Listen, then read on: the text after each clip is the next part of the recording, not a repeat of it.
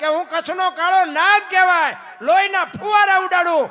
અને આ એક બૈરું છે, એના મોઢા ઉપર રેખા નથી બદલાતી, મને આ ઉડાવે છે. તને નહીં, હારા હારા ના આવે. હાકડીમાં આવે ને એટલે હારા હારા ના આવે. તોરલ કહે છે, જાડેજા પાપના પોટલા ફગાવી દો, અલગ ધણી હોળી પુગાડી દે, હું તમારી હારે છું, હું કામ ને રોવો છું. એ વખતે જાડેજાને બાપુ હબાકો આવ્યો ને ગાંઠ મારી દીધી કે જો આ હોળી પૂગી જાય ને તો હવે જીવું ત્યાં સુધી તલવાર નથી ઉપાડવી. અને કાંઠે પૂગીને લાકડી પડે એમ તોરલના પગમાં પડ્યો કે મને આ મારે બતાવો બાપુ. એ ભજન કોની પાસે જઈને વાતું કરી? વાતું તો ઘણી હશે પણ નાખવી ક્યાં? વાડમાં ખાનારા તો જોઈ ને.